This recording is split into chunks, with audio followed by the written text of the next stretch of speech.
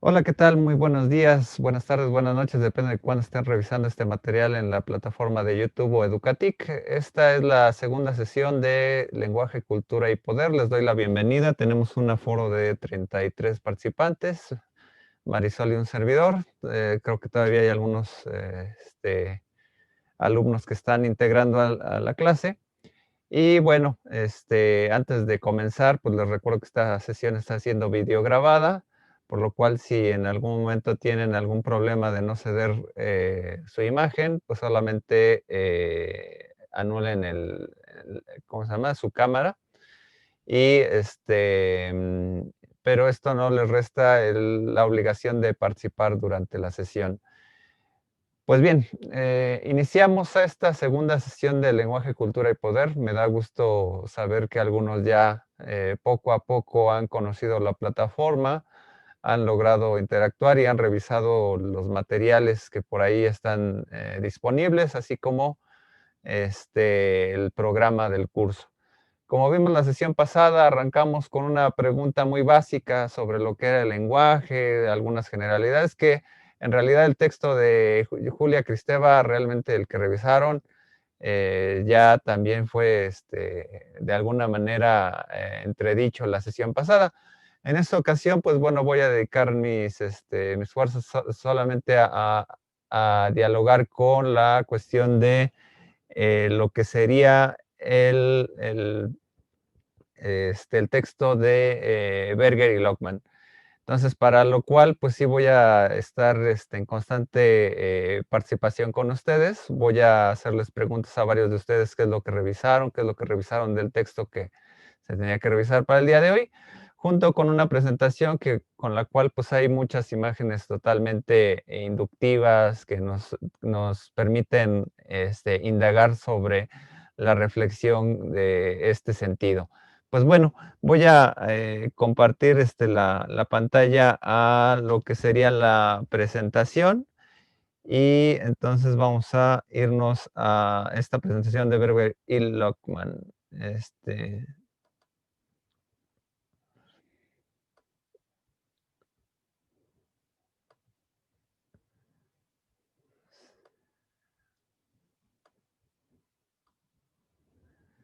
Ok, ya tenemos aquí en pantalla esto.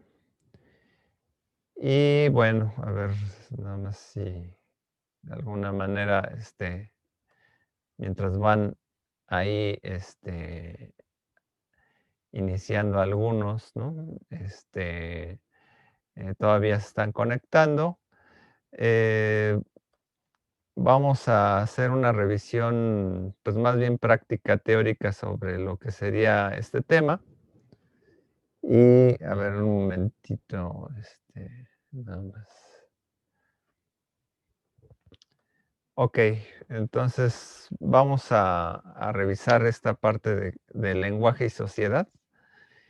Y vamos a ir aquí vislumbrando qué es lo que revisaron, qué es lo que de alguna vez eh, revisaron de la lectura.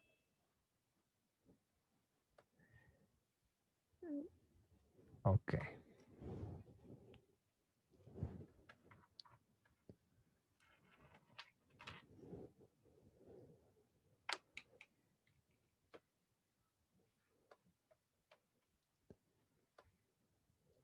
ok.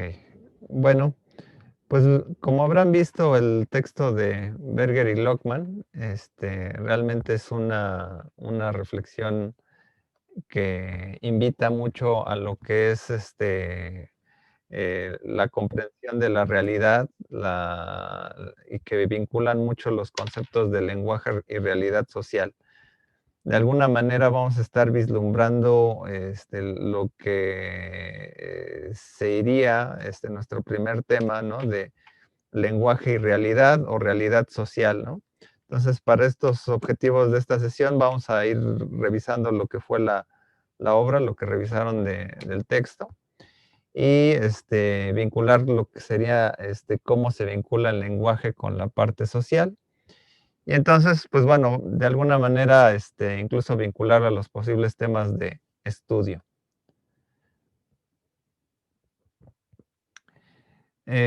Por un lado, lo que de alguna manera, indica el texto, va a ser, problematizar lo que es la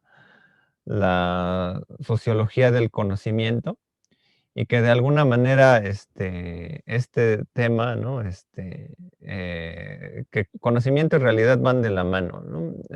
Si bien aquí no se trata de hacer de manera exhaustiva una problemática sobre la cual verse la filosofía sobre la realidad, etcétera, porque bueno, eso sería un tema bastante amplio que incluso iría incluso hasta los presocráticos, griegos.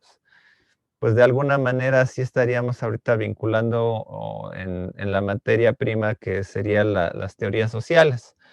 Entonces, de alguna manera, Berger y Lockman toman desde la práctica lo que sería el conocimiento y sobre todo cómo la sociología del conocimiento indaga estos procesos, ¿no? Por ahí nos menciona un primer autor que sería Scheller, que ya más o menos contemporáneo, siglo XX, ¿no? Habla de cómo, por ejemplo, ya está el individuo determinado por la sociedad. Entonces, se interactúa, al interactuar ya hereda una idea de la realidad, ¿no? Una relativa naturaleza de cosmovisión, ¿no? El Relative Natürliche Weltanschauung, que bueno, este término de Weltanschauung era muy utilizado por Kant. Y bueno, también hay otra postura que, bueno, también es la de Karl Mannheim, que es que aplicó más, se fue más por el concepto de ideología. Y pues bueno, desde la historia de las ideas, que bueno, esto iría también con Dilthey y la sociología comprensiva. Y bueno, hay otros autores que bueno, ya con algunas características serían Merton, que es funcionalista, Wright Mills o Talcott Parsons en el funcional estructuralismo. Berger y Lockman reflexionan mucho sobre el mundo teórico social y el mundo de la vida social. De alguna manera, esto sirve para dos puntos de vista interesantes, el cuerpo del texto, ¿no? Para los que apenas están ahondando en términos de literatura sociológica, es una muy buena introducción, pero también para nosotros nos va a servir para la parte del lenguaje, cómo se vincula totalmente la parte de la comunicación con la sociedad misma, ¿no? Entonces aquí mucho le deben a la reflexión marxista sobre la parte de ideología, de Alfred Schutz, pues el mundo de vida, de George Herbert Mead, que era conocedor del interaccionismo simbólico, que bueno, uno de los grandes ejemplos del interaccionismo simbólico en la escuela norteamericana de Estados Unidos era ver cómo, por ejemplo, el ser humano interactuaba a lo largo de su vida con diversos símbolos o signos a su alrededor. Un gran ejemplo de ello es como, por ejemplo, cómo interactuamos a la inmediatez muchas veces cuando estamos frente a aglomeraciones o el espacio determinado, ¿no? Durkheim, bueno, no hay que olvidar Durkheim en su texto clásico de las reglas del método, las reglas del método sociológico, que se veían los hechos como cosas y estas cosas eran entes analizables científicamente. Y de Max Weber, pues bueno, desde su sociología comprensiva, ver a la acción también como una parte del objeto de estudio de la sociología. Bueno, esa en realidad pues es una feria de autores, ¿no? Que a lo mejor algunos de ustedes todavía no conocen. Si ya los conocen, pues es que bueno. Pero bueno, vamos a ir de lleno entonces a las preocupaciones que encaran de alguna manera lo que sería el estudio de lo que sería el conocimiento y la realidad. Entonces vamos a ir viendo algunas diapositivas que, bueno, tiene que ver, hay algunos puntos, ¿no? La realidad de la vida cotidiana. Y entonces, de alguna manera, cada uno de nosotros está vinculado con la inmediatez, ¿no? Estamos viviendo el aquí y el ahora, ¿no? De alguna manera, a ver quién me puede decir algo del aquí y el ahora, que es lo que menciona por ahí el texto.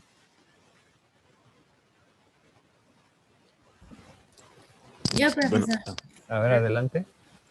Este, el aquí y el ahora lo hace referente a cuerpo y el ahora como interacción.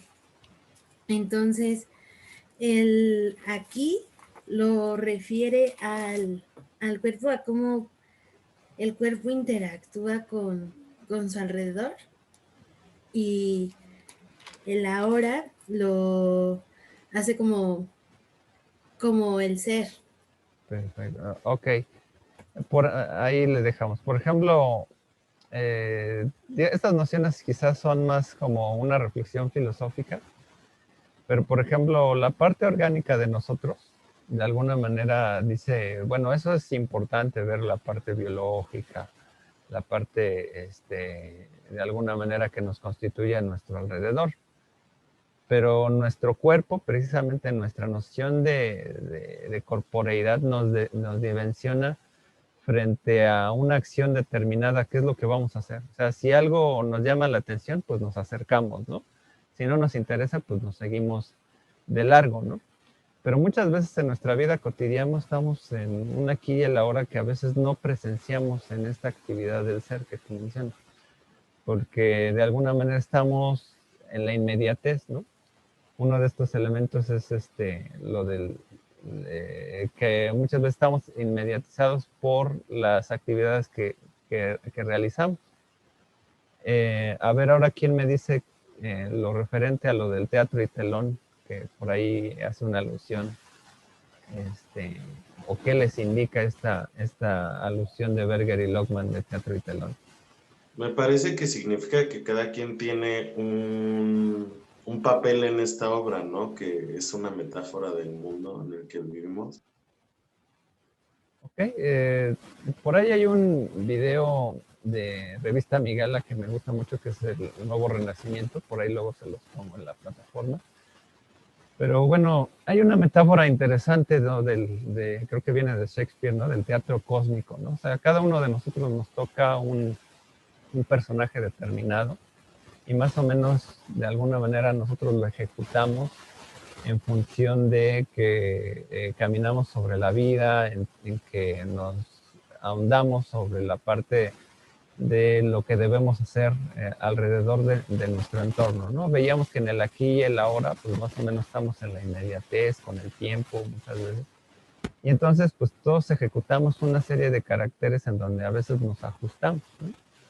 Entonces, de alguna manera, este teatro, ¿no? En el cual intervenimos con nuestros roles, nuestros personajes, en el trabajo, en la escuela, en la oficina, en la familia, etcétera. Estamos de alguna manera vinculados con siempre estar en un contacto de la acción, ¿no? Entonces, estaríamos vinculándonos precisamente como en una especie de interaccionismo general donde nuestro rol actúa, ¿no? Tenemos una cara más o menos donde nosotros intervenimos, pero también asumimos que ese espacio es vinculatorio con una dimensión de roles. O sea, a veces relativamente tratamos de hacer conciencia, pero inmediatamente estamos tras telón y telón, ¿no? O sea, se abre un foro y se abre otro. Y de repente entonces aquí viene también una metáfora también del autor, si alguien la recuerda, ¿por qué nos habla del tiempo marcado? ¿En qué influye en nuestra realidad el, el tener calendarios, el tiempo, ¿no? ¿Quién me puede decir?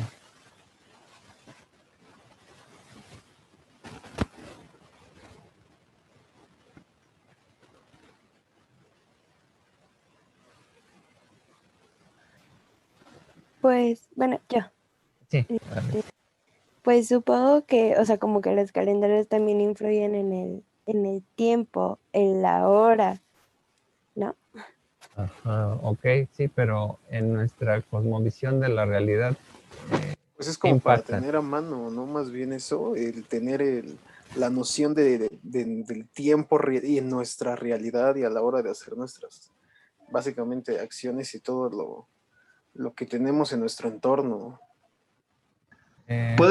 Podría ser como, bueno, lo estábamos diciendo la clase pasada, darle un significado a las cosas, entonces con estas calendarizaciones podemos darle un significado al tiempo de alguna manera.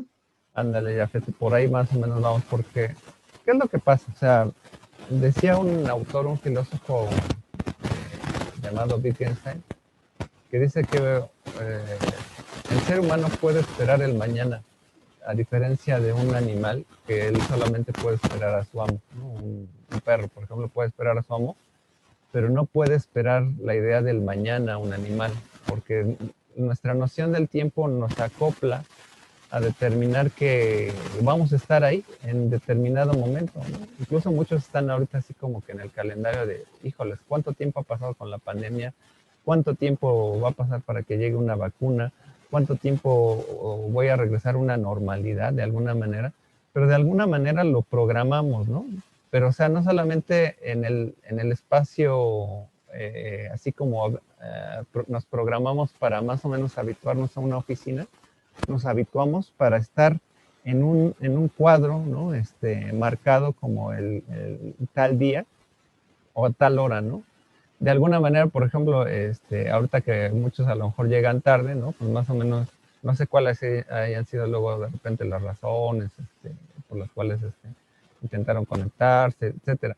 Pero más o menos tienen la idea de un compromiso de llegar más o menos a la sesión, ¿no? De decir, bueno, a esta sesión yo me tengo que conectar porque a lo mejor, bueno, la sesión pasada, a lo mejor de las 7, de las 8 o de las 9:30, pues bueno, yo ya me conecté, pero son nociones que nos van marcando no solamente imaginariamente la dimensión del tiempo como si fuera un relojito, sino en nuestra habituación, ¿no? En ese momento determinado. O sea, podemos, y eso es a veces en lo que, bueno, para Freud, por ejemplo, sería el mundo del estrés, ¿no? Que decimos, tengo que llegar a esta hora y tengo que tener en mi calendario fijado, de alguna manera pues también es parte también de un rol, o sea, de mi rol en tiempo, ¿no? Así como tenemos nuestro rol en la parte del teatro, también lo dimensionamos así. Incluso vienen todavía más exageradamente, ¿no? O sea, cómo planeamos nuestra vida y cómo incluso llegamos a pensar, incluso hasta cuando ya dejamos de existir. O sea, de alguna manera nosotros en algún momento hemos imaginado, bueno, cómo me van a cargar, o a lo mejor van a estar como los, estos músicos africanos, ¿no? Cargando el ataúd, ¿no? Y dices, bueno, suena chévere, pero de todas formas eso no quita que te vas a morir, ¿no? O de hecho el hecho de que de alguna manera nosotros en la cultura mexicana jugamos mucho con el carácter de las calaveras, del Día de Muertos, etcétera, eso no quita que no nos dejemos de programar en tiempo que no estamos ahí todavía. O sea, en vida todavía llegamos a pensar, bueno, cuando yo muera, ¿qué van a hacer de mí? ¿Qué van a hacer de mis cosas? Etcétera, ¿no? Y ese es un también tiempo marcado, o sea, nos determina más o menos sobre ello, ¿no? Y entonces aquí, cuando habla, ¿no? El autor de la interacción de la vida cotidiana, ¿qué es lo que sucede? A ver, ¿quién me puede decir, quién me puede comentar algo del texto? Yo, A ver, Bruno.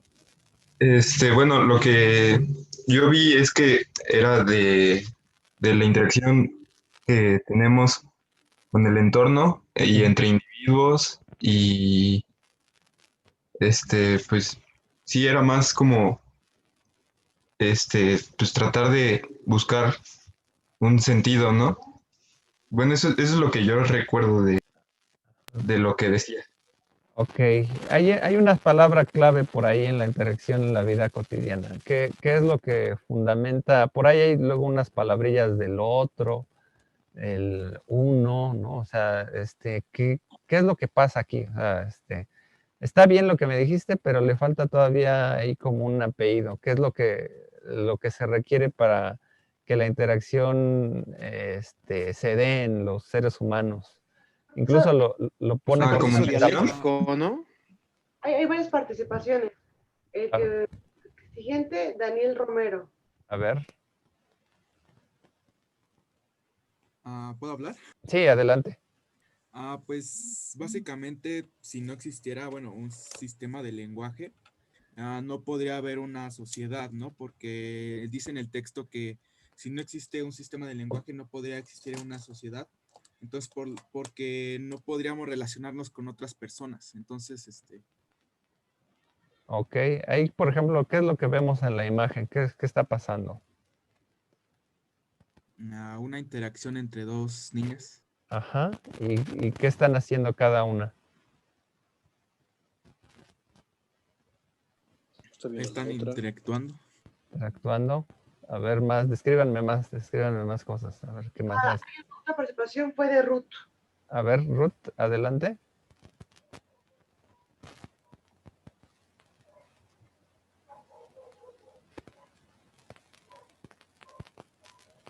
Bueno, la que sigue es de Némesis López. Ok, a ver, Némesis.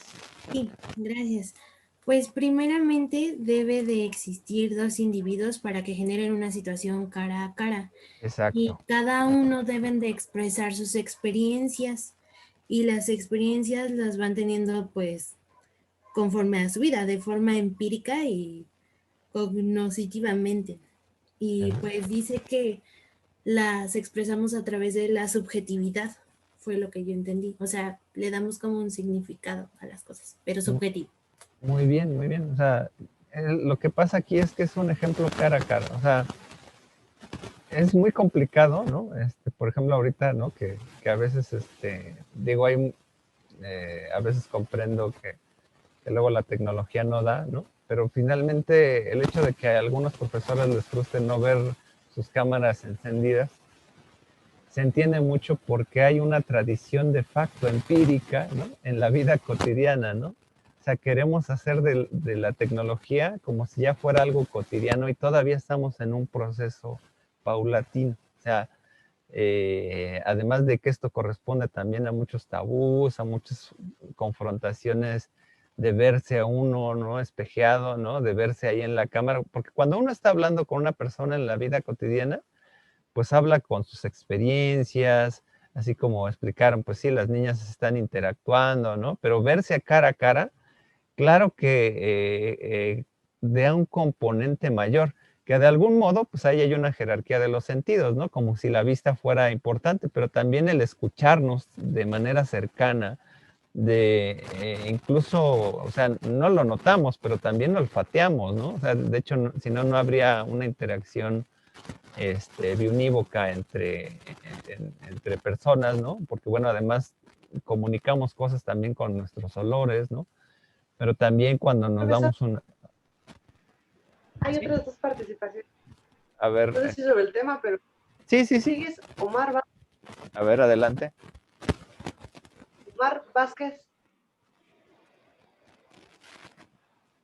Iba a comentar sobre las interacciones, que que una de ellas es la interacción cara a cara, ¿no? Que es la que se da casi siempre y la más aceptada, porque ahí es, bueno, citando lo que leí en el libro, es cuando el aquí y a la hora de de los dos individuos gravitan continuamente uno sobre el otro y el resultado es un intercambio continuo entre mi expresividad y la suya.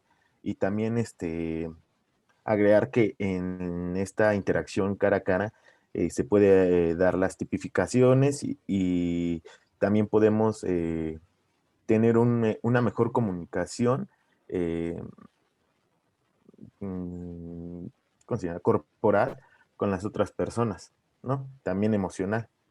A ver, vamos a ver. Muy bien, muy por la participación, porque ya mencionaste un tema ahí interesante, ¿no? Los tipificadores. A ver, ¿quién me puede decir ahora qué es un esquema tipificador y darme un ejemplo?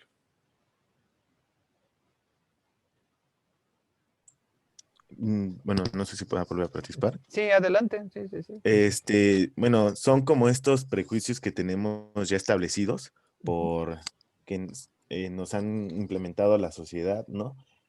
Por ejemplo, de los de los ingleses, como lo dice el libro, que cuando luego los vemos, ya los tenemos tipificados, los etiquetamos en una categoría y creemos que por ser de cierta sociedad o ser de parte de cierta cultura, debe de establecerse a esas reglas que tienen en sí, ¿no? Como de que un inglés es puntual y Ándale, que es civilizado, ¿no? ándale. Cuando pues a lo mejor eso no puede ser así. Sí, digo, ahí en la cultura, en las culturas diferentes, que dices ya de país a país, sí hacemos unas reducciones bien simbólicas, ¿no? Y los ingleses, bueno, luego hubo una controversia hablando de ingleses, ¿no? Del programa de Top Gear, ¿no? Cuando hablaron de cómo sería un auto mexicano, ¿no? Por ejemplo, ¿no? Y que hubo una controversia ahí, que hasta tuvieron que ahí hablarlos de relaciones internacionales, ¿no? Etcétera. Eh, pero de alguna manera, o sea, en la misma sociedad hay esquemas tipificadores, ¿no? Luego, una de las cosas más sencillas es como dice este libro, ¿no? Como te vendes, te contratan, ¿no? Más o menos, ¿no? Porque te tipifican a través de una cierta apariencia, ¿no? O sea, entonces ahí hacemos más o menos el juego de rol, ¿no? Entonces, y que muchas veces lo usamos cuando hacemos producción audiovisual. También hay una especie de tipificadores que ayudan mucho como a más o menos homogeneizar una especie de modelo para ilustrar cualquier tema, ¿no? Entonces, eh, por ejemplo, cuando vemos otras culturas los clásicos chistes, ¿no? Ahí va un inglés, un mexicano, un alemán, ¿no? Y siempre tenemos como una tipificación, a lo mejor hay chistosa, pero ayuda mucho más o menos a reducir el campo lógico que tenemos entre todas nuestras ideas a un concepto. Y esos conceptos, pues de alguna manera los usamos a nuestro alrededor. Ahora bien, ahí hay una metáfora que hablan los autores, ¿no? Que dicen... Hay tres participaciones aún. No sé si quisieran decirlo. Primero, Daniel Romero. A ver, Daniel Romero, a ver.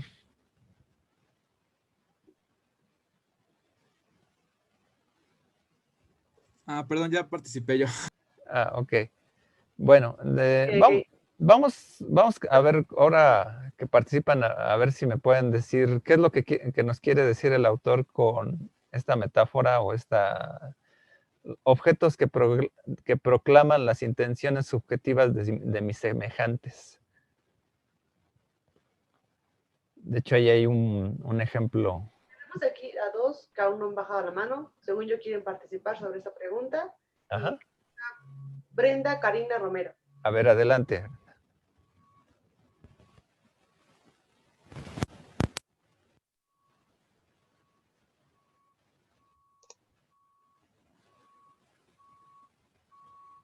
Hola, hola. ¿Me escuchan? Sí, sí. ¿Ya? Bueno, o sea, había levantado la mano en el anterior. Quería dar un ejemplo, pero bueno, no sé si queda ya mejor seguir con este ejemplo. Bueno, pero ¿qué ejemplo ibas a dar? Nada más para que no te dejes. Bueno, o sea, el ejemplo que daban pues era de diferentes países, ¿no? Ajá. O sea, usted mencionó que también en la misma sociedad nos identificamos, por ejemplo, incluso no, pues los jóvenes, salen muchas fiestas, ¿no? O los tatuadores son, bueno, es algo ya igual antiguo, todavía se ve, pero, por ejemplo, lo de los tatuadores, ¿no? Es un gran ejemplo y muy común de que son los delincuentes, que no sé qué y así. Entonces, nada más quería dar ese tipo de ejemplos. Ándale, pues ahí socialmente intervienen muchas cosas, ¿no? Por ejemplo, sí, el clásico, ¿no? Y es un tabú que a veces se da incluso con los padres, ¿no? De no te vayas a tatuar, ¿no? Porque vas a parecer malandrín, etcétera, ¿no? Y resulta muy chistoso esto porque, pues de alguna manera, pues pues son más o menos maneras, incluso que obedecen a tiempos, ¿no? O sea, actualmente pues las leyes ya permiten incluso que no te pueden despedir si tienes tatuaje o cabello pintado, por ejemplo, para los hombres, ¿no? cabello largo, ¿no? De hecho, los primeros países que más o menos comenzaron a manifestar esto fueron en Canadá. Recuerdo que había una ley que pues, ahí puedes ver los ejecutivos ahí con cabello largo a veces, ¿no? Digo, con vestidos de etiqueta, ¿no? Pero sí con algunas posibilidades, pero van cambiando, ¿no? Estos esquemas tipificadores que obedecen también a este marco de tiempo y espacio, ¿no? A ver, vamos con esta metáfora. A ver si al menos ya con esta intervención yo creo que alguien ya le pensó, a ver, o ya ahí en de alguna manera el texto ahí nos explica ahí algo interesante, ¿no? Los objetos, ¿no? que proclaman las intenciones subjetivas de mis semejantes. Está bien interesante esta frase, ¿no? Y además muy sugerente con la imagen que puse. Que de hecho es el ejemplo que maneja ahí el texto. A ver, ¿quién puede decirme algo al respecto? Hay 2 participaciones. Igual Brenda, Karina. Ruth. Sí. A ver, Ruth. Sí, aparecen, es como que la interpretación prácticamente de los objetos, ¿no? Ante cada persona, ante la conciencia. Básicamente. Ok. Por ejemplo, hay unos texto maneja este ejemplo del cuchillo, ¿no? El cuchillo que yo puedo imaginar, ¿no? Si estuviera clavado en la pared. Y a lo mejor...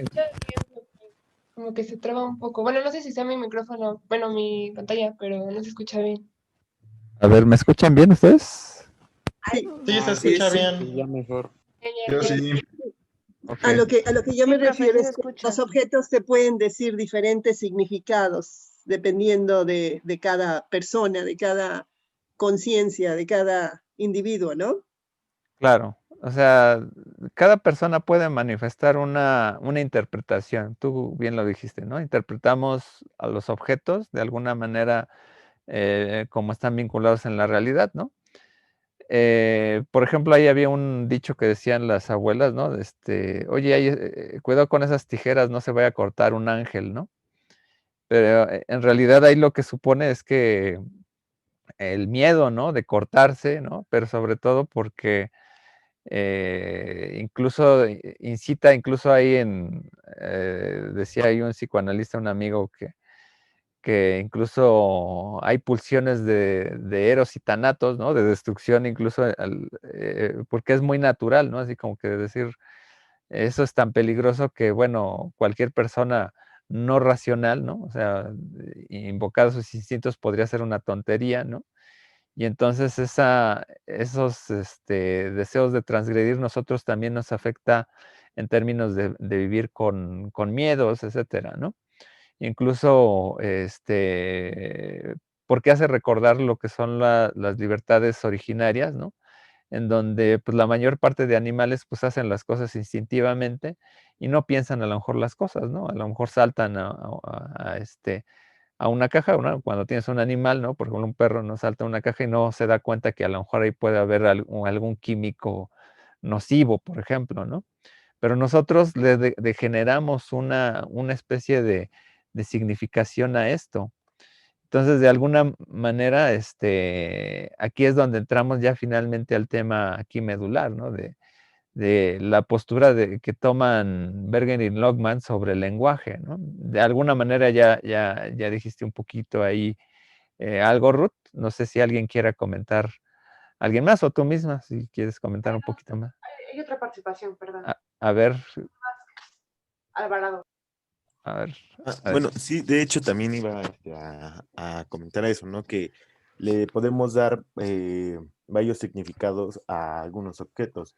Como lo comentó del ejemplo del cuchillo, si lo vemos en manos de un chef, va a ser como, pues, que es su instrumento de trabajo, ¿no? Pero si lo vemos en manos de una persona que tiene sangre en los pies, pues vemos que significa, o podemos interpretar lo que da odio, rencor, coraje, ¿no? Y que es un asesino. claro. O por ejemplo, es la relación del contexto, por ejemplo, ahí, ¿no? O sea, un cuchillo en la cocina, pues es normal, pero un cuchillo en una combi, ¿no? Con una persona, ¿no? Pues obviamente cambia, o sea, cambia toda la narrativa, ¿no? Y ahí hacemos toda una dimensión del lenguaje, ¿no? De qué significa ahí. Ahí un cuchillo puede ser un instrumento de cocina o un arma, ¿no? Entonces ahí es interesante en donde cada uno de nosotros va viendo esta dimensión del lenguaje, ¿no? Alrededor de una pragmática, ¿no? De una práctica que está a nuestro alrededor. A ver, ¿alguien más antes de pasar a aquí algunas otras cosas? A ver, ¿quién? Está Ruth, creo que quiere participar. ¿Otra vez? No, ya participé y sí fue un poco de complemento a lo que ustedes decían. Yo creo que aquí interactúa un poco la vida cotidiana, ¿no? Es la interacción social de los que lo están observando y de cómo se está dando la escena, básicamente. Es nada más redondear un poco. Muy bien, Ruth. Entonces, y por ejemplo, aquí en el ejemplo que habla de los sueños y el lenguaje, ¿qué es lo que podemos comentar sobre cómo opera el lenguaje cuando hablamos de los sueños? A ver, alguien que quiera participar. Eso sería perdón. Ay, compañera. No, síguele, porque yo ya acaparé, perdón. A ver, Brenda, adelante. Sobre ese tema de qué dicen los sueños y el lenguaje, pues sí tiene algo que ver. O sea, ya hemos escuchado mucho sobre, ay, no, es que cuando sueñas que se te caen los dientes, es que es dinero, no sé. Y por ejemplo, hay veces que no sé, que tienes ya pareja y sueñas que te es infiel, ¿no? Y por lo general a lo que yo he entendido es que cuando sueñas eso es porque tu relación se va a fortalecer más.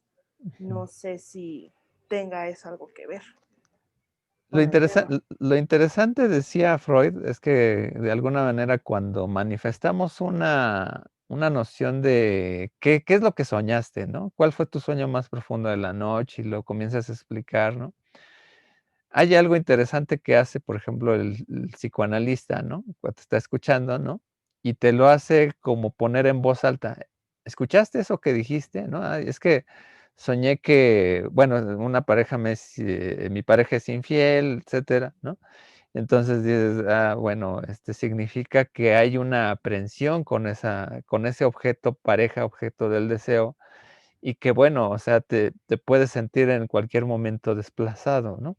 Pero lo interesante es que usamos el lenguaje para hablar de cosas que cuando estás soñando, pues a lo mejor no tienes palabras, ¿no? Vas pasando sobre elementos que los ves. Sí puedes pensar en palabras, ¿no? Claro. Y puedes pensar con palabras, de alguna manera lo que estás, soñando, pero de alguna manera, ¿no? ¿Qué es lo que pasa? Que cuando se lo cuentas a un amigo, etcétera, o sea, no hay una generalidad quizá para determinar cómo son los sueños, así como cuando dicen que si alguien se está casando se va a morir, o si alguien se está muriendo se va a casar, o si sueñas con excremento es que es dinero, o cosas así, porque bueno, realmente la realidad lo determina el paciente, ¿no? El paciente va determinando, bueno, con qué lo relaciona, ¿no? Pero tenemos este instrumento maravilloso que es el lenguaje verbal, que nos permite aterrizar y que otra persona que esté escuchando nuestro sueño hasta se lo imagina y dice, ¿cómo yo viviría ese sueño? Entonces, es interesante porque con el mismo lenguaje logramos lo que se llama empatía, estar en los pies de la otra persona para decir, no, pues qué feo tu sueño, ¿no? Oye, pues es que soñé que se moría mi papá, ¿no? Pues es que es muy feo, ¿no? Entonces yo sin mi papá no haría nada. Entonces comienzas a hablar de qué simboliza el padre o qué simboliza la madre, ¿no? Cuando sueñas o qué significan de alguna manera los cambios, ¿no? Los cambios paulatinos que tienes a lo largo de la vida, ¿no? Y aquí hay un ejemplo, sí no lo pone el texto, pero a mí se me ocurrió ponerlo, ¿no? La famosa quesadilla sin queso o con queso, ¿no? Porque finalmente a los que son chilangos, pues van a defender a capa y espada que una quesadilla pues, puede no tener queso, pero personas de otros estados, ¿no? Van a decir, no, pues tiene que tener queso, pero esa es una convención arbitraria, ¿no? Que nos dimensiona el lenguaje, ¿no? De alguna manera a que la vida cotidiana nos formaliza, ¿no? O sea, o como en Puebla, ¿no? En Puebla puedes pedir una hojaldra y es un pan de muerto, no hay problema, ¿no? Aquí pides una hojaldra, ¿no? Y te dan una hojaldra, un pan tipo de hojaldre, ¿no? O si alguien pide aquí un elote en vaso, pues a lo mejor como que te van a poner ahí un elote y en un vaso, tal vez, no sé, tal cual, ¿no? La mazorca. Pero de alguna manera, lo interesante es que el contexto nos ayuda mucho a dimensionar cotidianamente el lenguaje, ¿no? Entonces, bueno, vamos a pasar al segundo punto de la exposición, que sería la sociedad como realidad objetiva, ¿no? Que bueno, aquí me brinca mucho lo que es la palabra objetiva, porque bueno, de alguna manera está tratando de aterrizar, ¿no? Mucho en la herencia durkheimiana, ¿no? De decir, los hechos son cosas, ¿no? Y si son cosas, pueden ser entes analizables, ¿no? Entonces aquí algo comienza a decir, ¿no? Del organismo y su actividad, ¿no? Aquí, ¿qué nos dice entre la dimensión de la naturaleza y la sociedad? ¿Alguien que quiera comentar sobre este tema, ¿no? El primer tema el primer apartado de la institucionalización, que habla de los organismos y los entes biológicos, seres humanos. ¿Quién me puede decir algo?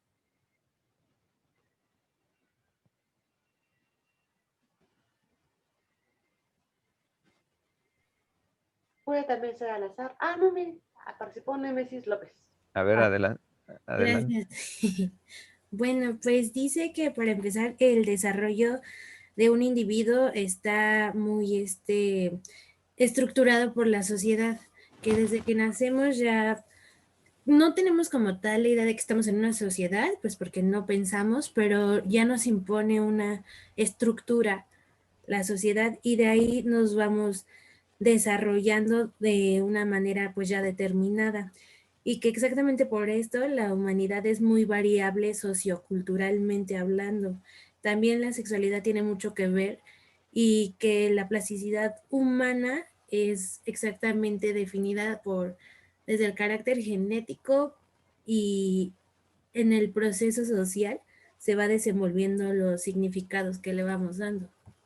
Perfecto. O sea, aquí hay una comparativa muy, muy, muy ruda con la naturaleza, ¿no? O sea, un poco lo que ya les comentaba de los animales, pero aquí sí se van a la yugular en el sentido de que los animales pues no conceptualizan las cosas como nosotros las conceptualizamos en nuestra dimensión activa, ¿no? En nuestra dimensión que tendría que ver con cómo, por ejemplo, nos interactuamos con la parte social, ¿no? Entonces, la parte social le damos significados posibles, ¿no? O sea, para un ente biológico que a lo mejor nace, a veces ya se desarrolla con los instintos desde el seno bueno, desde el vientre de la madre. Entonces, incluso nosotros tenemos que, como dicen, mamar el conocimiento, ¿no? Porque relacionamos, ¿no? El carácter afectivo con la madre, ¿no? Luego nuestra primera socialización y cómo vamos vinculándonos para generar significados específicos de acuerdo a nuestra actividad. No será lo mismo un niño que crezca en el Amazonas que un niño que crezca, por ejemplo, en nuestra ciudad o en otro país o no sé, con los esquimales, ¿no? O sea, van a tener una actividad distinta, aunque seamos organismos con características similares, ¿no? En cambio, por ejemplo, hay animales que no importa dónde estén, van a tener como que los comportamientos más o menos similares, ¿no? O sea, un gato que nazca aquí a otro que nazca en Europa o que nazca en otra zona, más o menos van a tener los mismos comportamientos, ¿no? En nuestro caso, pues sí va a ser muy determinado por la dimensión de la cultura. Y aquí, por ejemplo, algo nos dice, ¿no? De la imaginación sexual por ahí, ¿no? Ahí hay un carácter, ¿no? Que también nos separamos también de los animales. ¿Alguien puede decir algo o comentar algo? Quisiera pasar así como para el azar. A ver, A ver, a adelante. otra. Hernández, Emilio, espérame. Quiero escoger a. ¿Cómo decir? A Ariadne Reyes. A ver, Ariadna, a ver qué nos puedes decir, qué nos dice el texto sobre esta, la diferencia entre la cuestión sexual entre un ser humano y un animal.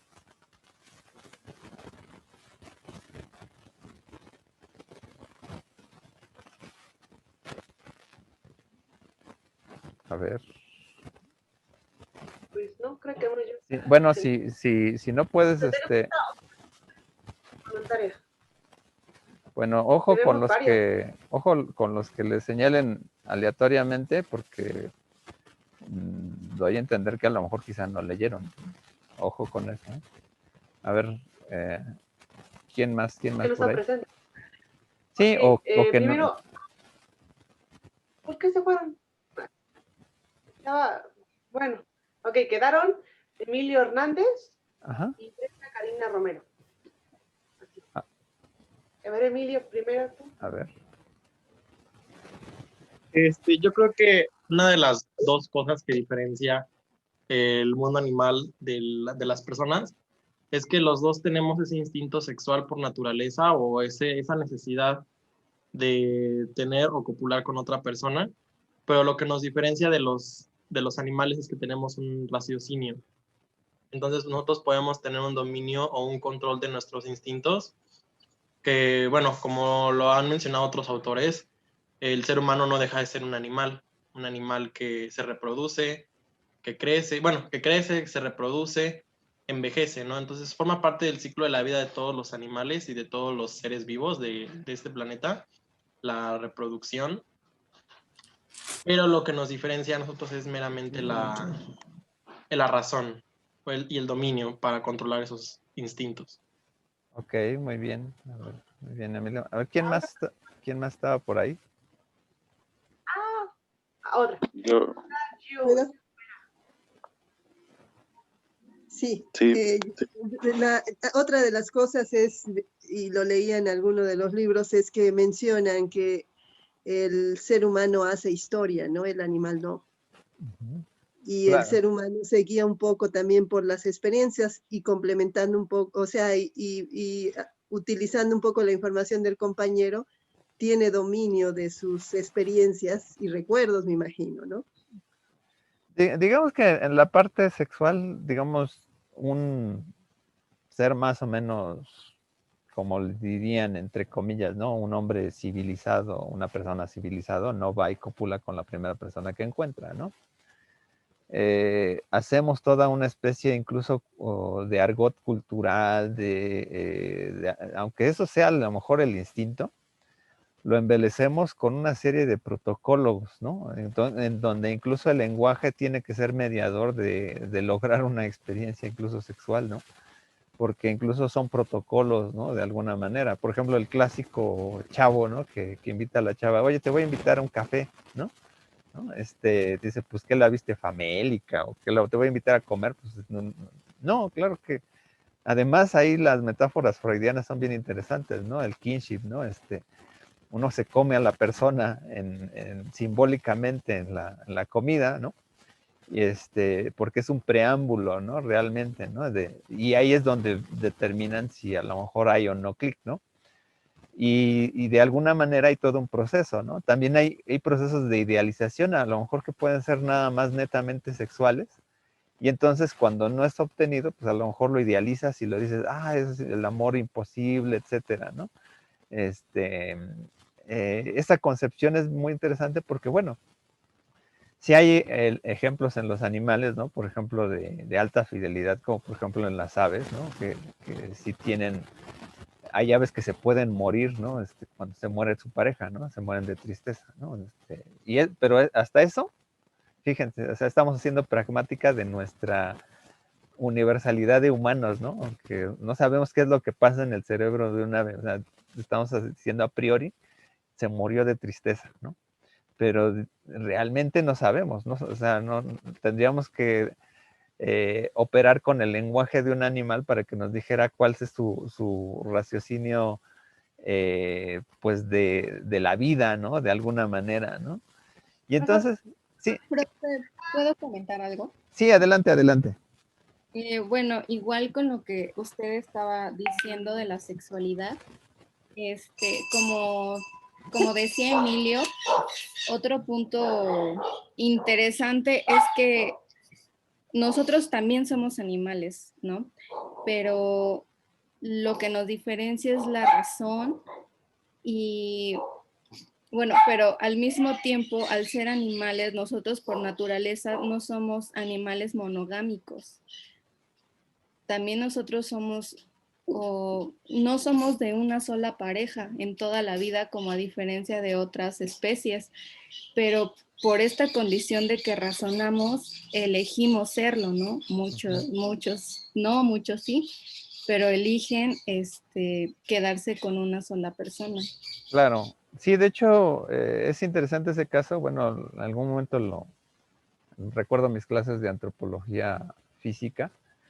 Entre los primates, por ejemplo, depende más o menos, por ejemplo, en los machos, ¿no? Se determinaba mucho como que el carácter de cuántas parejas podía tener en una especie de, por ejemplo, entre un chimpancé y, por ejemplo, y un gorila, ¿no?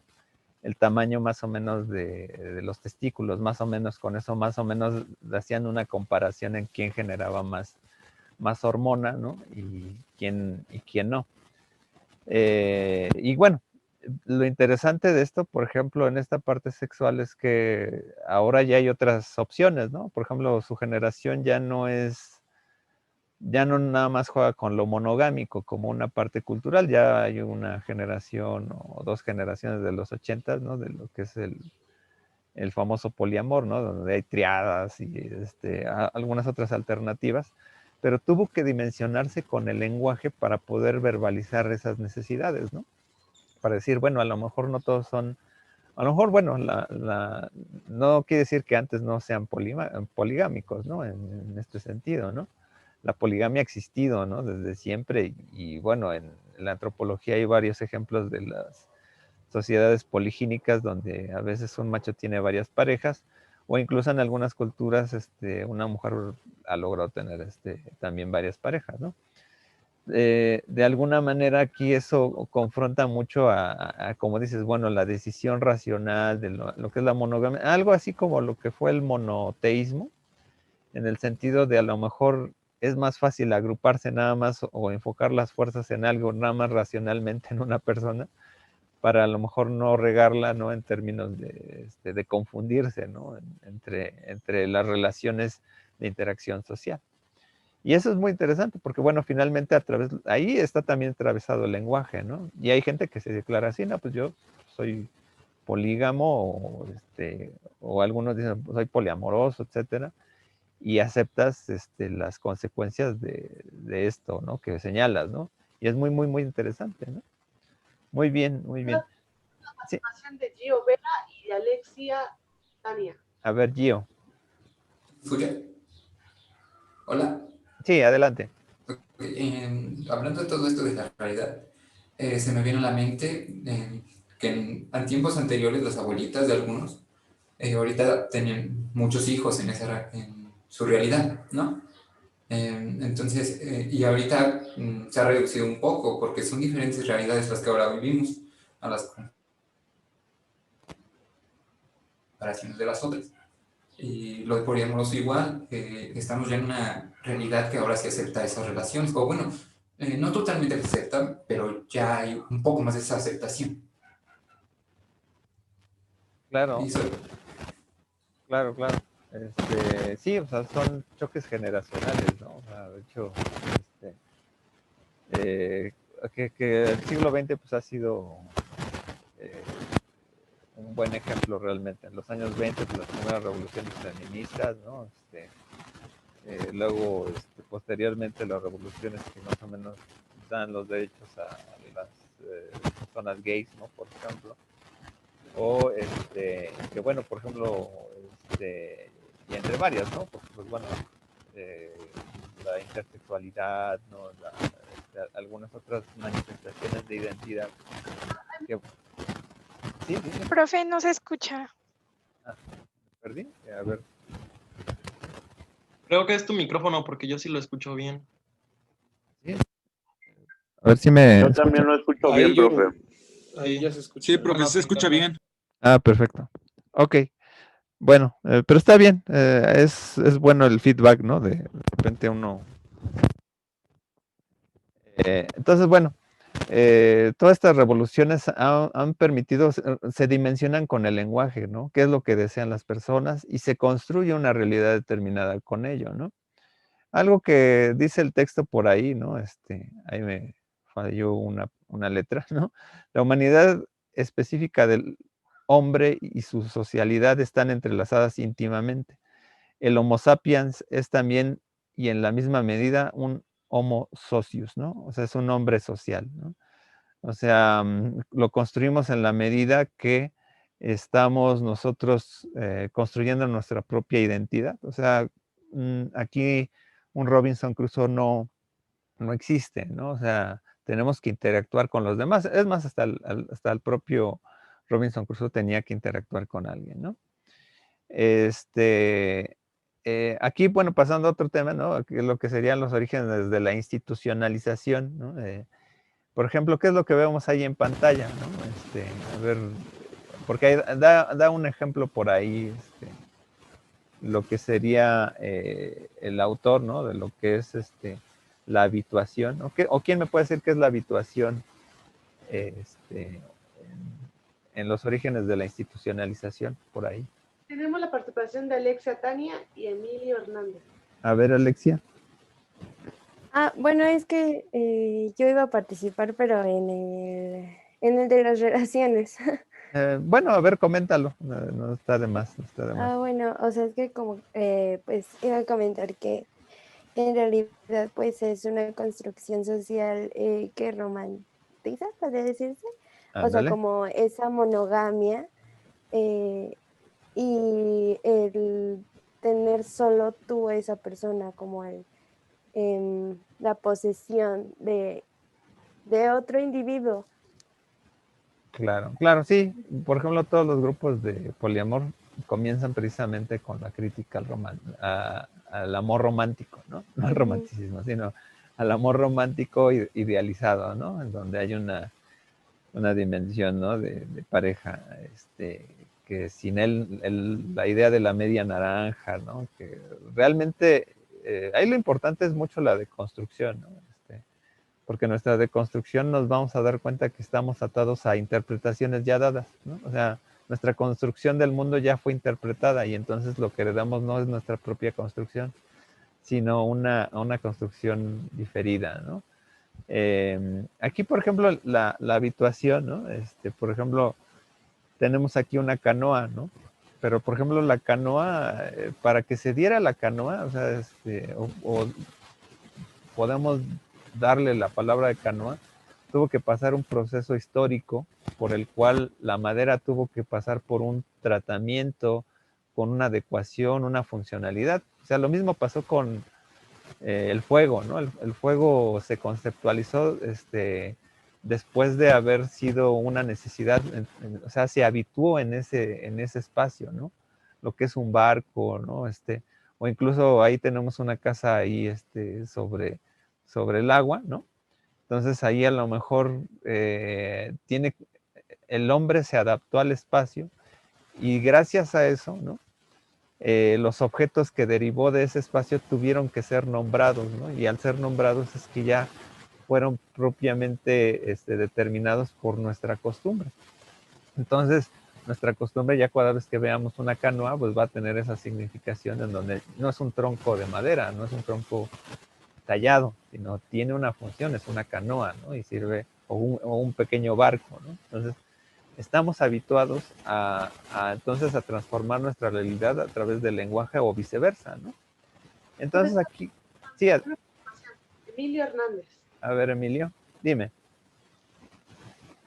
Profe, me parece muy interesante lo que dice. A lo mejor me hago un cuestionamiento porque ve que últimamente están o la gente con estos movimientos progresistas que ha habido últimamente, dicen, no, es que tú no tienes que meter a la moral en esto, ¿no?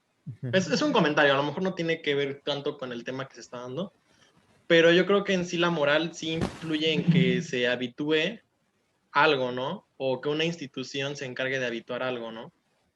Claro, de hecho yo nunca he entendido por qué hay personas cuando dicen que no existe la ideología de género, porque lo que pasa es que ideología ha sido una palabra muy, tiene una connotación negativa la palabra ideología, ¿no?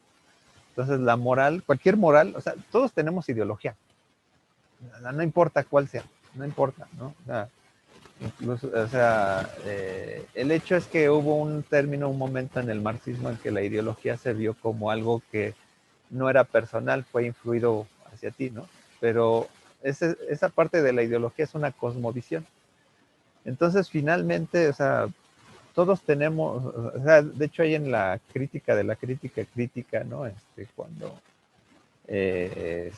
se peleaba ahí con unos contemporáneos, Marx, ¿no? Pues precisamente tenía que ver con posturas, ¿no? Entre derecha e izquierda, por así decirlo, ¿no? Pero muchas veces no es que queramos ser de una u otra ala, ¿no? Sino que simplemente es lo que entendemos a nuestro alrededor. Un niño que puede crecer habituado con una perspectiva moral, ¿no? Determinada en un contexto social, digamos, entre comillas, ¿no? El heteropatriarcal, ¿no? En lo que ya se entiende sintéticamente por ese término, de alguna manera va a influir a lo mejor en su perspectiva de vida, ¿no? Lo mismo que si, por ejemplo, un niño que crece en un territorio sureño donde pues, a lo mejor ve a los del Ku Klux Klan, ¿no? Lo va a ver normal, no va a haber una confrontación de fuera, ¿no? Un poco lo que es el inconsciente colectivo también para Jung. Pero, por ejemplo, el debate de las ideologías es que tienen que estarse moviéndose, o sea, están moviendo, ¿no? Entonces, y obviamente cualquiera que parte para explicar cualquier cosa parte de una ideología. O sea, si bien a lo mejor yo no puedo decir que existe la ideología de género como tal, como un constructo, porque apenas está formulándose esa cosmovisión, o es muy pequeño, es un sociolecto muy determinado, ¿no? Pero bueno, yo no diría, y lo que sí está mal decir, bueno, es que mi ideología, bueno, no, tú le perteneces a una ideología, ¿no? Entonces, más bien ahí como van a haber huellas morales, ¿no? O sea, como por ejemplo cuando se ha visto, por ejemplo, la violencia entre parejas, no importa que sean gays o lesbianas o hetero, puede existir violencia, ¿no? Pero esa violencia está permeada por contextos culturales ajenos a la definición de el carácter sexual o de las inclinaciones sexuales, ¿no? Y ahí es donde viene el error, ¿no? Cuando se hacen falacias, ¿no? Ah, no, miren, ahí están los violentos o están Claro, y luego inclusive las personas no saben, por ejemplo, género es una cosa, sexo es otra cosa. Claro, son categorías distintas. Claro. Ajá, entonces luego la gente confunde los términos y por eso luego se hace un teléfono descompuesto. Claro, y sobre todo porque no hay como un arreglo entre términos, como un vocabulario base para ponernos de acuerdo. Pero realmente es un tema que va muy a la par con la clase, porque, o sea, depende de cómo hemos construido nuestra sociedad, porque, por ejemplo, muchos de nosotros a veces no están, una persona que no está acostumbrada a escuchar, pues no importa de cuál sea su ideología, pues no te va a dejar hablar, ¿no? O sea, y hay personas que son así, o sea, depende de la personalidad que tienen, ¿no? Y ahí se centra toda esta dimensión, o sea, por ejemplo, ahí habla precisamente el texto, ¿no? Primero habla de la familia, ¿no? Habla de una relación A y B, ¿no? Pareja, pero luego habla de una relación A, B y C, ¿no? Donde es un hombre heterosexual, una mujer bisexual y una lesbiana, ¿no? Entonces, donde ahí a lo mejor, dice, a lo mejor uno va a querer la dimensión solamente para él o para una dimensión. La mujer bisexual va a ser la que va a estar en en disputa entre ambos puntos, entre ambos polos, pero los seres humanos no solamente nos dirigimos por el carácter sexual, sino porque no tomamos en cuenta las variables de que a lo mejor, como hacía Platón o Sócrates, ¿no? El amor platónico, o sea, te puedes enamorar de un hombre sin a lo mejor necesariamente tener una vinculación sexual, o igual una mujer, o incluso, ¿no? Una pareja heterosexual que a lo mejor no tenga sexualidad, ¿no? No ejerza su sexualidad, pero a lo mejor tiene una atracción muy en otros puntos, ¿no? Puede existir, ¿no? O ha existido, ¿no? Luego, si no, vean ahí que luego esos problemas también desembocan en otra cosa, ¿no? Por ejemplo, la película de belleza americana, pues luego ahí presenta algunos elementos de cómo nos comportamos en la sociedad y que bueno, podemos sintetizar esto, lo que viene en la lámina, ¿no? Los 3 puntos medulares que tocan los autores, ¿no? Que sería que la sociedad es un producto humano, la sociedad es una realidad objetiva en términos de que la actividad la hace objetiva, ¿no? Que bueno, a mí no me gusta mucho la palabra objetiva, pero es lo que dicen. Y el producto es y el hombre es un producto social, ¿no? Es como la cuarta tesis de Feuerbach, de que el hombre que ha sido educado también eventualmente va a ser un educador, va a ser un formador. Entonces, va a estar dimensionado como en un ciclo infinito. Va a estar, o sea, nosotros cuando decimos algo, aprendemos algo y vamos a ejercer nuestra actividad con otra persona, nuestra inmanencia, ¿no? Del contacto con los otros que nos afectaron va a afectar a su vez a nuevas personas, a nuevas generaciones, ¿no? A mí no me preocupan las nuevas generaciones que sean intolerantes actualmente, ¿no? Me preocupan que los niños que estemos formando a lo mejor no tengan esa capacidad de ser tolerantes, que escuchen, que a lo mejor, y ahí, como decía Freud, la infancia es destino, ¿no? Hay que hacer niños felices, ¿no? O sea, niños felices y que puedan ejercer lo que deseen al final de sus vidas cuando crezcan, ¿no? Entonces, bueno, no sé, ¿alguien más? ¿Puedo? Ajá, yo, bueno, pues quería comentar que se me hace eso muy interesante porque he notado, y eso es algo que yo pasaba, que no, cuando piensas en la sociedad, no piensas, o más bien piensas en individuos, pero creo que más bien se trata de un flujo de gente, ¿no? Al final no influyen las personas, sino el conocimiento que se va transmitiendo de persona a persona. Lo que tenemos ahora es solamente el resultado de los avances que nuestros ancestros y personas desde hace mucho tiempo han hecho. Al final se trata de enseñar, ¿no? Es la forma en que prevalece el conocimiento. Sí, bueno, ahí es el aprendizaje consciente, ¿no? El aprendizaje ideal, ¿no? Para que nosotros pudiéramos dejar algo a la posteridad y de alguna manera pudiera estar vinculado hacia el futuro, ¿no? Desafortunadamente, pues muchas veces, como dicen, ¿no? Hay muchas personas que los padres no es que no nos educan como quieren, sino como pueden, ¿no? O sea, porque no, la única escuela para padres, por ejemplo, es debut y despedida, ¿no? O sea, en la medida que lo eres, lo aprendes y no hay de otra, ¿no? O sea, porque solamente la cuestión inductiva te permite ejercer esa condición.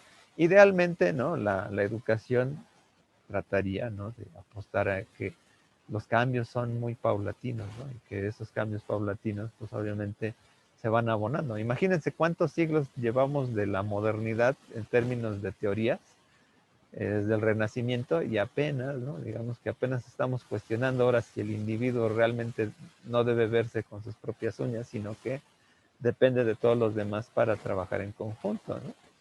Son cosas que, por ejemplo, pues y que obviamente pues el contexto en el que vivimos es muy diferente al de la Edad Media, ¿no?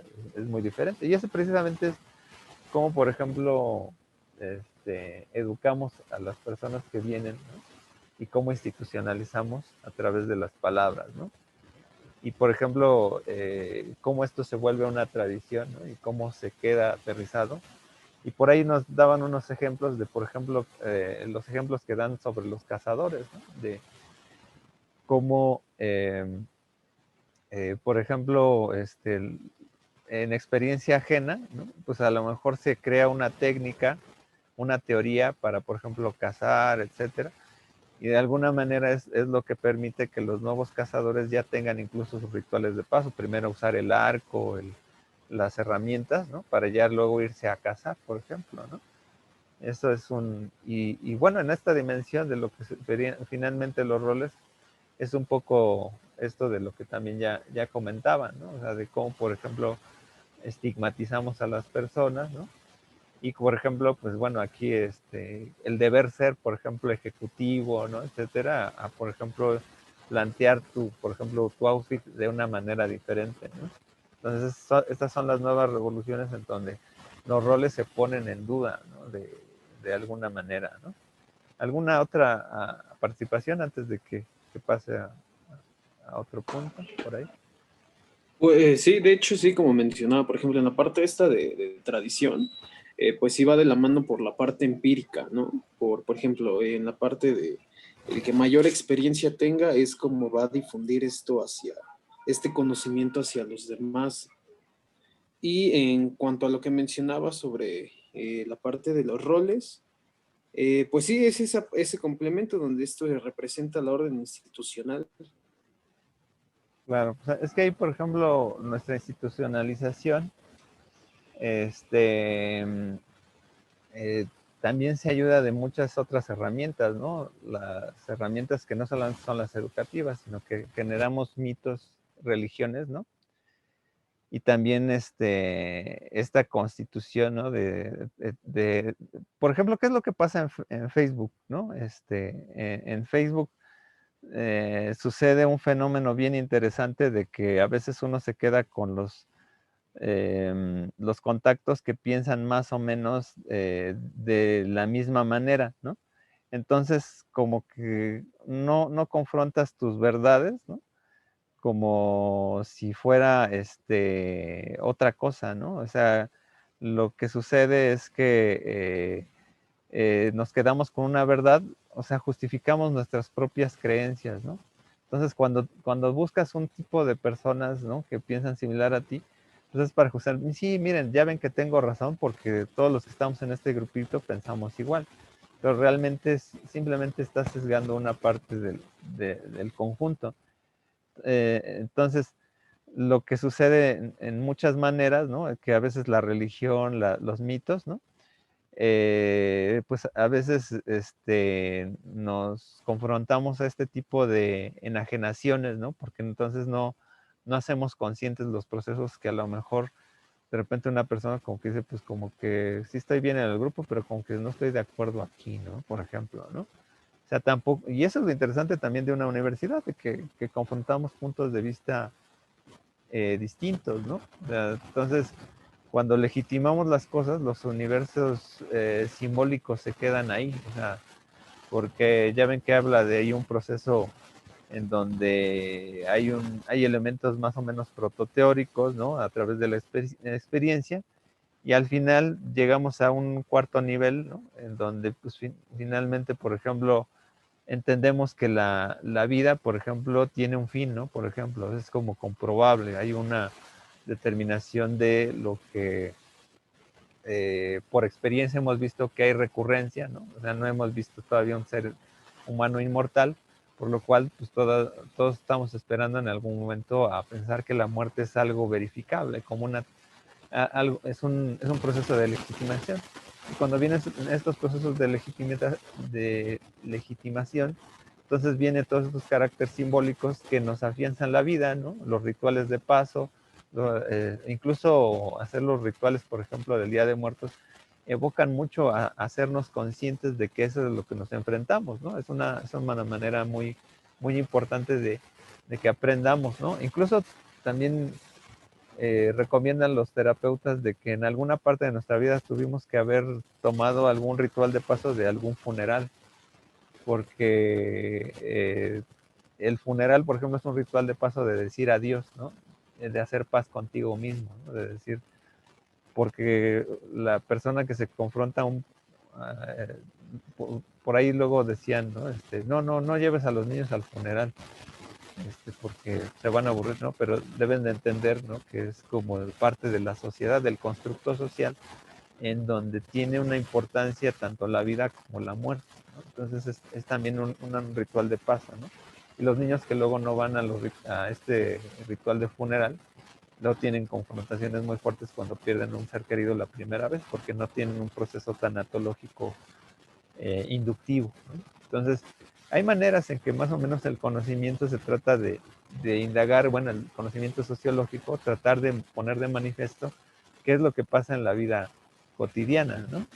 Y hay otra parte en donde, pues bueno, hay universos simbólicos, ¿no? Que más o menos aquí tienen que ver con la política también, ¿no? Como por ejemplo la monarquía, y que bueno, eso también todo fue el proceso de la Edad Media, ¿no? De alguna manera donde había un mito originario en donde decías, no, pues es que él tiene el poder porque los reyes fueron elegidos por Dios, ¿no?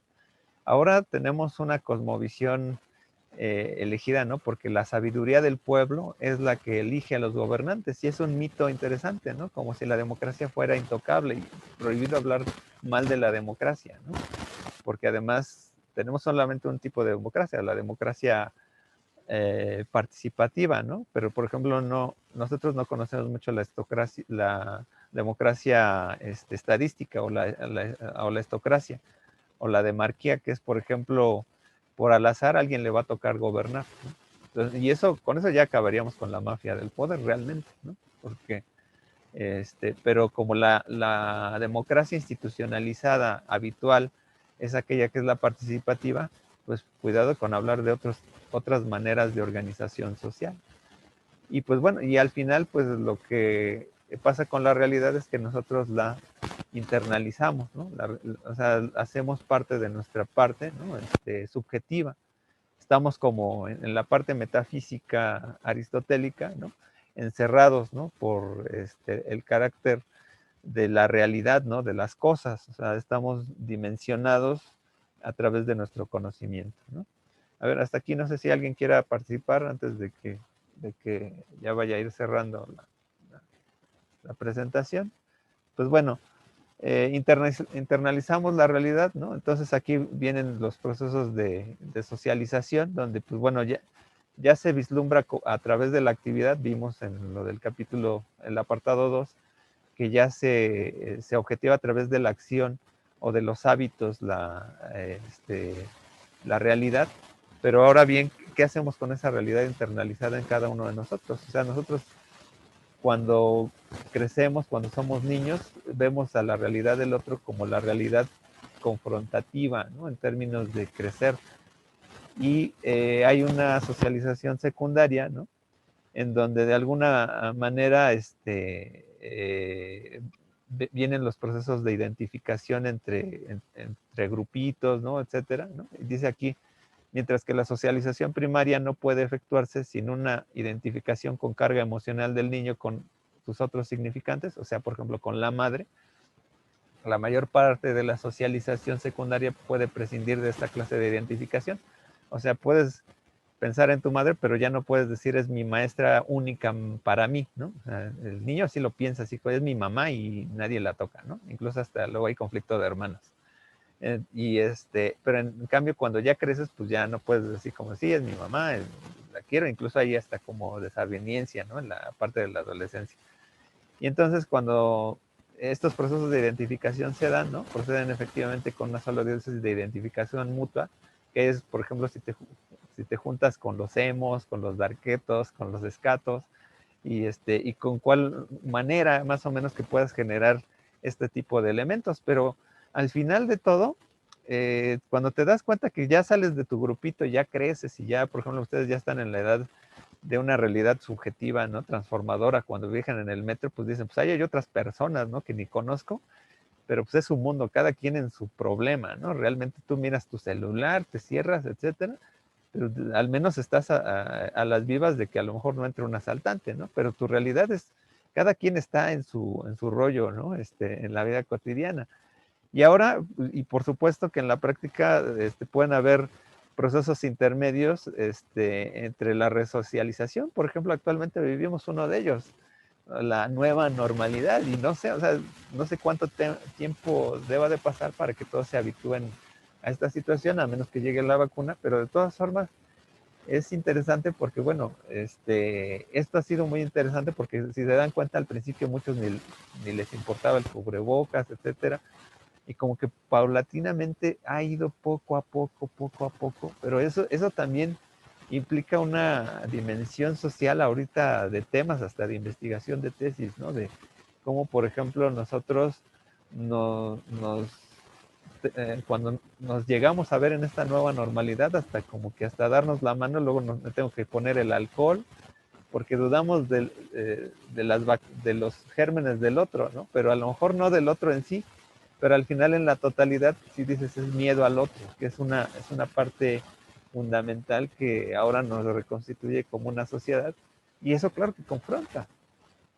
Y entonces ahí llegamos finalmente a los procesos de identidad, ¿no? Donde, pues, por ejemplo, tú en Facebook pones tu selfie, ¿no? En contrapicada, la deepfakes, etcétera, ¿no? Y cómo nos estructuramos en este juego de rol, ¿no? Entonces, las teorías de la identidad nos sirven mucho, por ejemplo, a ver qué tipo de personal usas, ¿no? De personalidad usas, los arquetipos, qué sé yo, ¿no?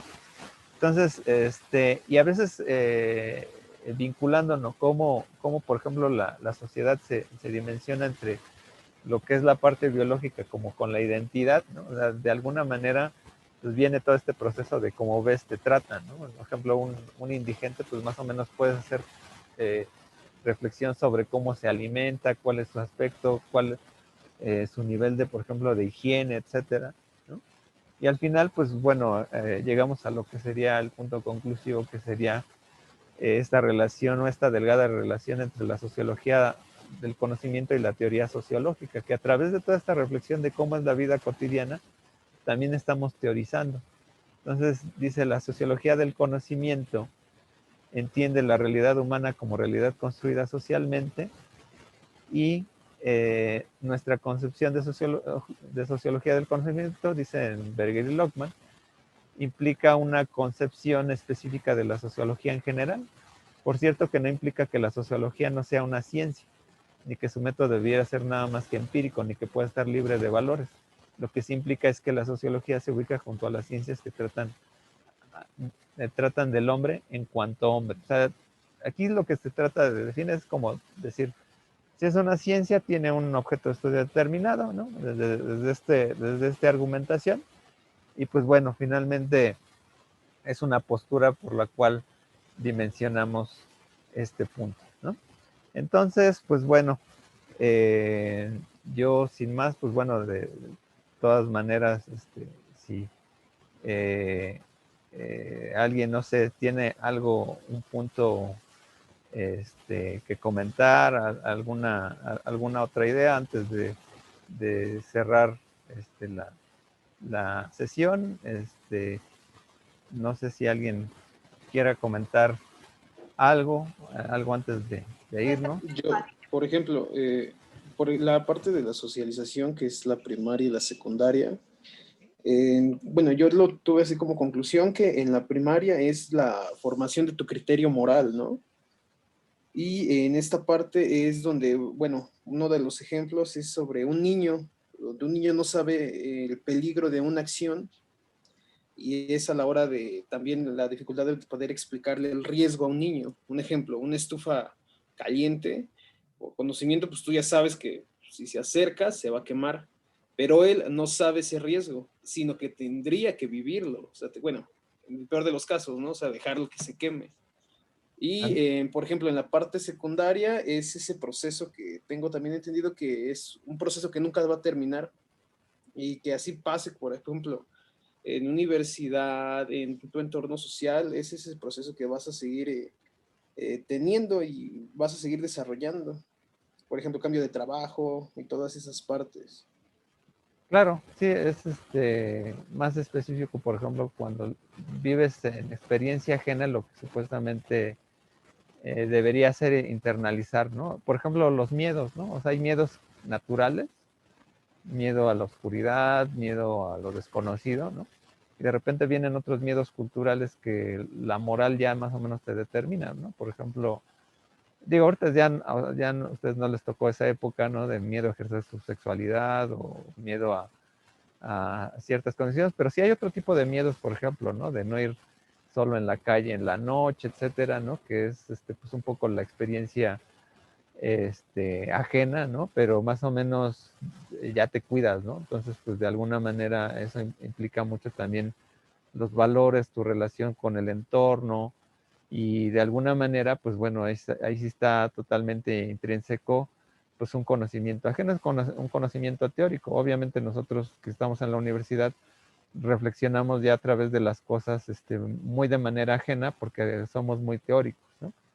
Y claro, en nuestra vida cotidiana, ¿no? Pues tratamos de adaptarlo eso a nuestra situación personal, así en el trabajo lo aplicamos, y en la familia somos conscientes de muchos vicios, etcétera, ¿no? Entonces, sí, efectivamente, muy bien.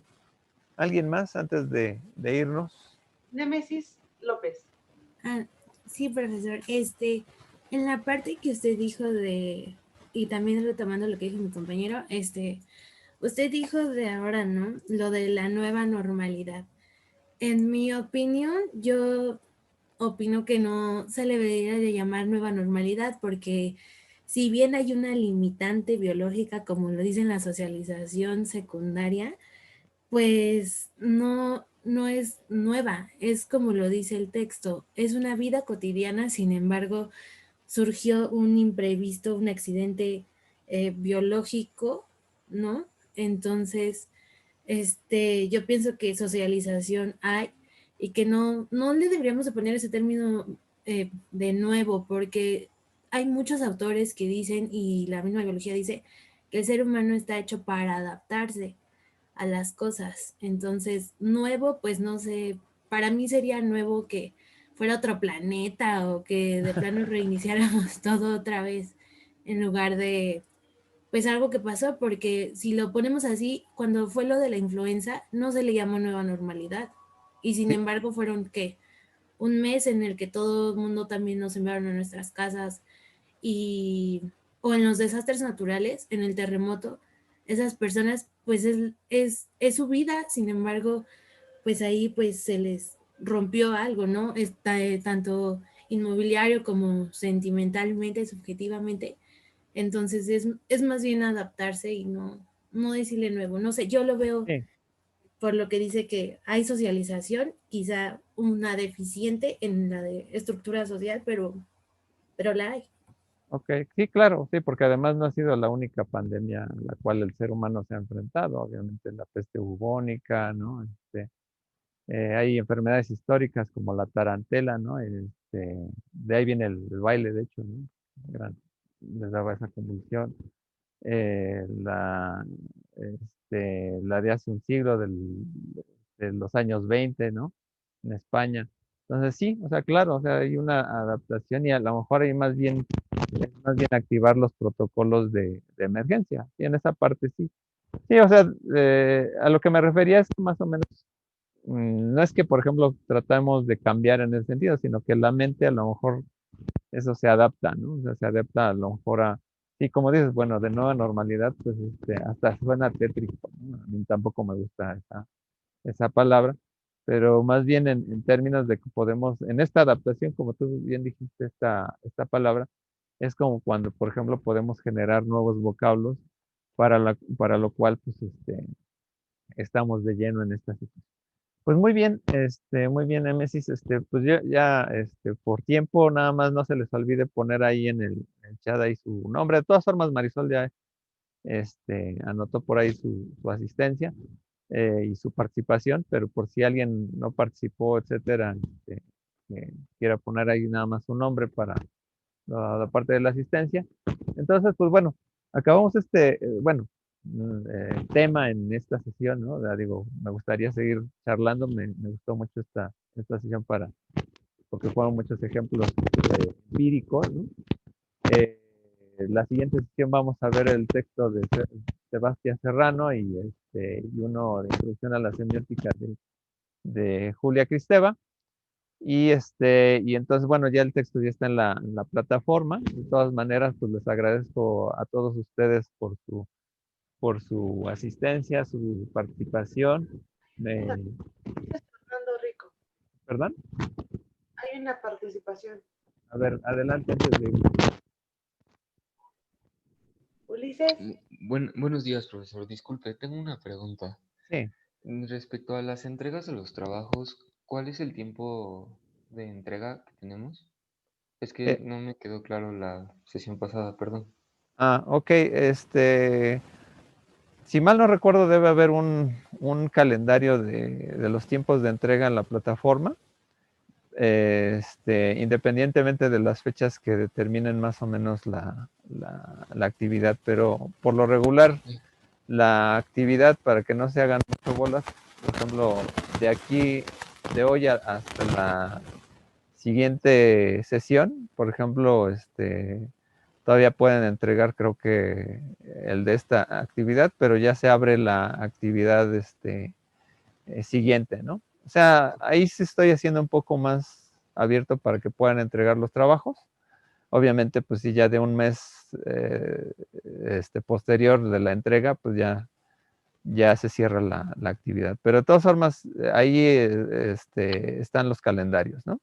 Entonces, Profe, es que yo no puedo entrar a o sea, yo apenas me vengo enterando que hay un aula, pero la verdad no sé si Sol me puedas decir cómo puedo entrar o cómo puedo acceder a ella.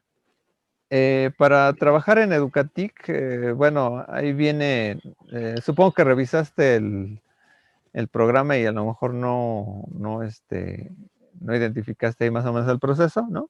Se dan de alta en la página de Educatic y ahí en el mismo programa viene la clave con la cual se dan de alta. Ya, primero se dan de alta en el sistema, les va a generar un usuario y ya luego van a la liga de la plataforma y entonces se dan de alta. Entonces, pues sí, eso venía en el correo de bienvenida.